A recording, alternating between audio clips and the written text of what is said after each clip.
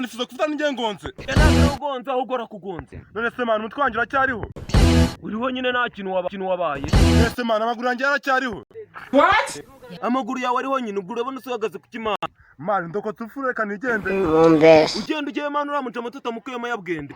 Wagira ngo rero nipfisha. Ubwo ndabona utari kubyumva reka mbigufashemo. Zemfuye. Upfuye utariko. Ibisagije. Ugenda ugiye wa mugabo utaduhaye yacu.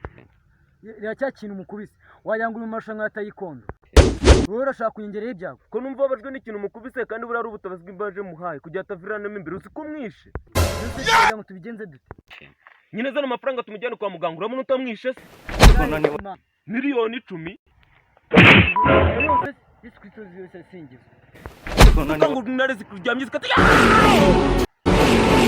nawe nabona yo ngaye ni mene ubundi wa mugabo zibano bifatirwa umuntu wagonze what ndabizi neza kuko nize amategeko y'umuhanda n'ibihande 40 gusa nago mbyibuka byose nibukamo bitatu ubundi wa mugabo ufite umugore what namufite kuko mfite n'abana 12 bo apu biroroshye ubwo urubyumva uzavamo nawe usikuro yawe barabyaye cya kabiri ukigera muzakubitwa inkoni 400 Apostle we have this. Ya gatatu muri bya bindi bitatu nakubwiye nibuka nuko nugera uzamara amezi 5 utarya ikindi kandi utananywa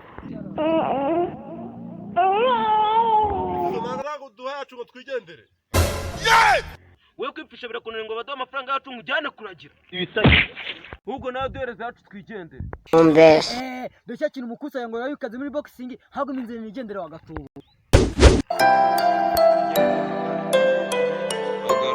mama uradoha yacu cyane ntago yaduha nayo mba urareba nyereke abantu bagiye kungira ubwa Stefan ndetse n'inkweto nimushaka nazo